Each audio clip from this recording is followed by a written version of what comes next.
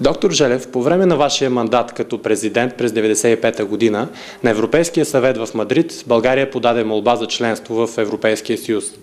Какви бяха тогава мотивите за подаването на тази молба и за евентуалното членство в общността?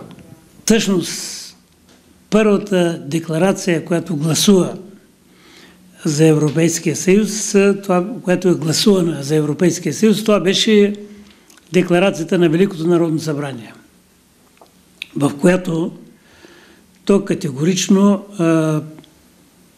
постави кандидатурата на Република България за членство в Европейската общност. И от тогава насам вече започна цялата тая дълга, сложна и не много лека процедура.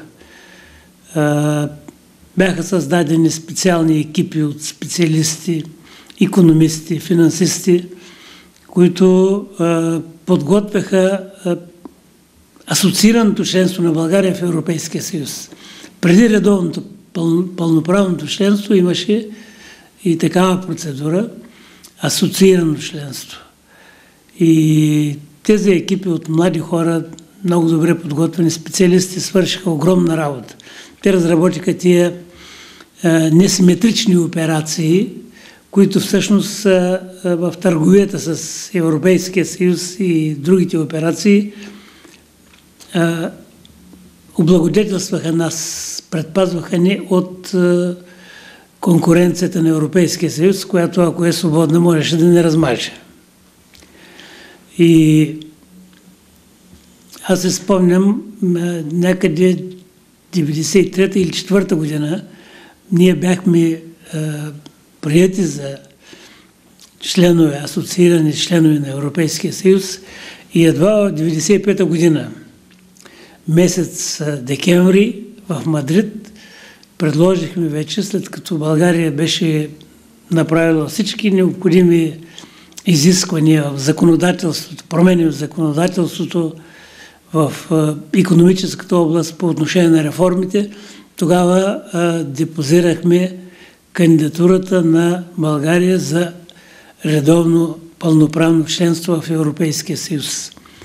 Понеже според нашата конституция не държавния глава, а правителството подава официално този документ, аз естествено присъствах там като държавен глава, което влизаше в процедурата. И трябва да кажа, че това беше правителството на Жан Виденов. Как започна подготовката и съответните процедури? Разкажете на нашите зрители.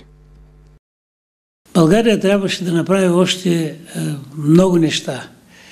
И тия процедури продължиха, като разбира се бяха направени в продължение на години необходимите промени в законодателството.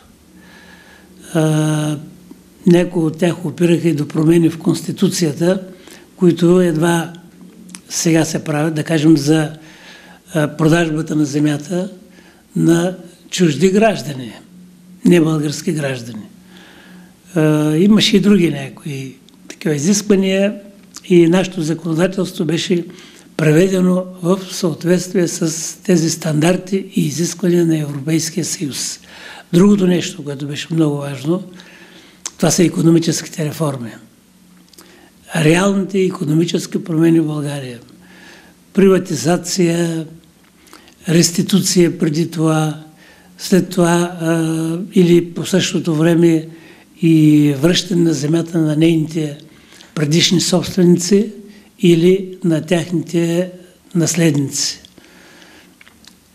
Накрая и реконструирането, новата структура на нашата икономика, тъй като настъпват радикални промени. Тя не може по същия начин да се управлява, да се ръководи. Имаше ли нужда България да прави всички тези компромиси? Налагаше ли се? Вижте, по принцип компромиси в политиката се правят. Който тръгне на безкомпромисна политика, той предварително губи битката, тъй като един от елементите на политиката е компромиса. Те не бяха компромиси против България, те бяха компромиси в името на успеха на България, по отношение на редовното членство.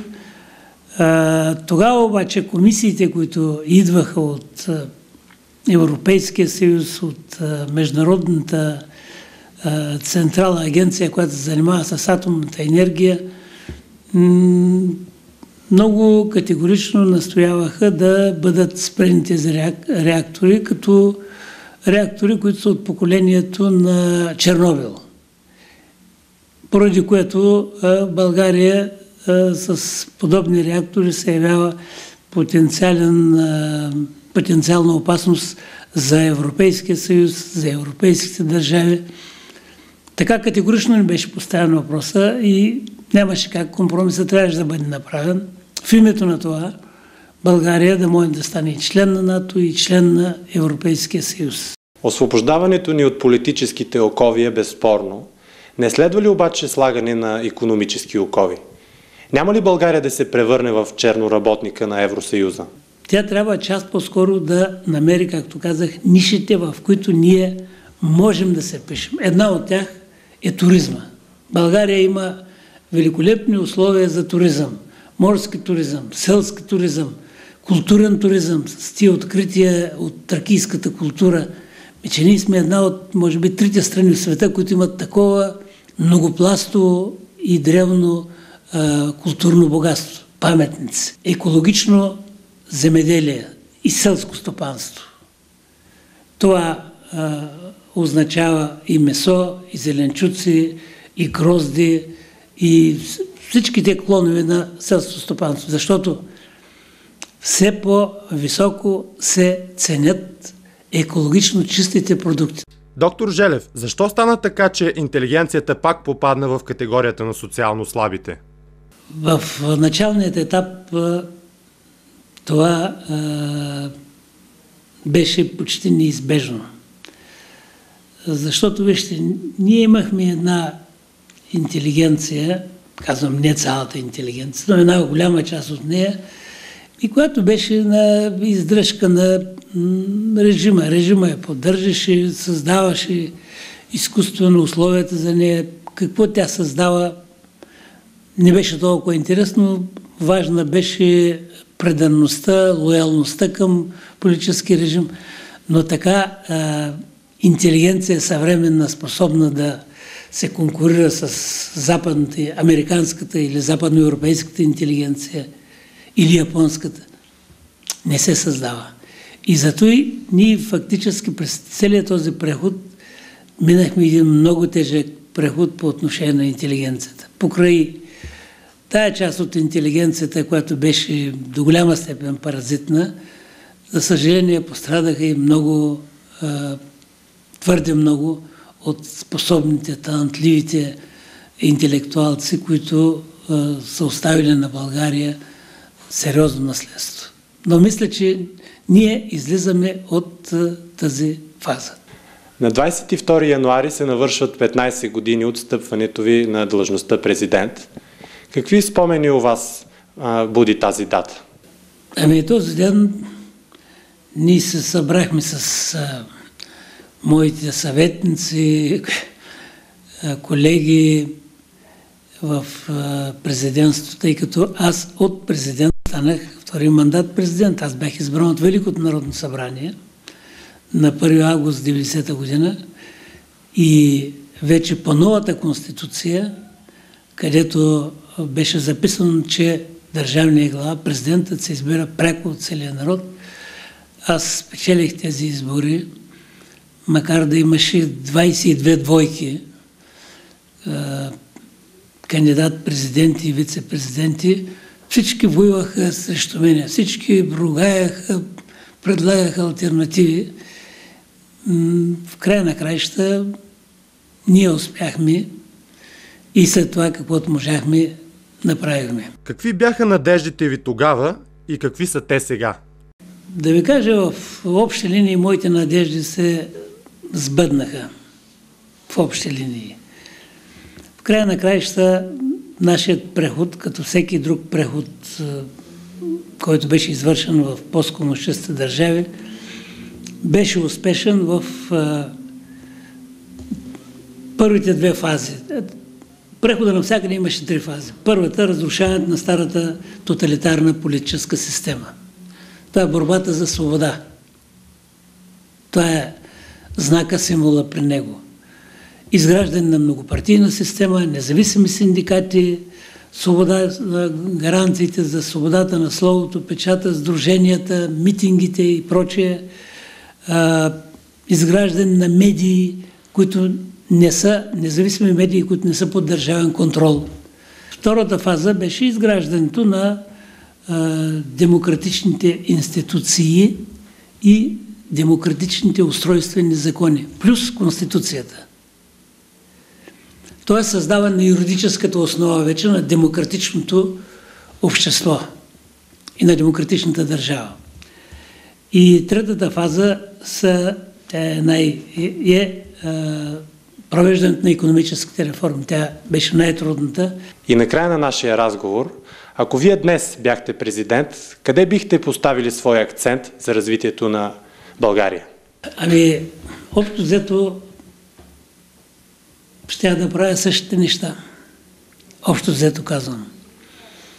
Разбира се, някои от акцентите по всяка вероятност щяха да бъдат променени.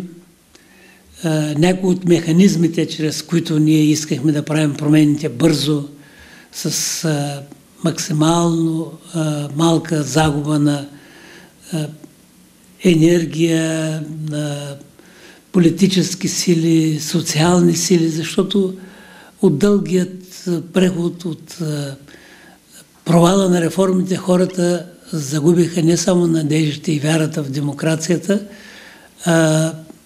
загубиха и вярата в политическите сили, които действаха от името на демокрацията, изчерпаха с течение на времето духовните и материални ресурси. Вървяхме в една група с централноевропейските държави до края на 1992 година.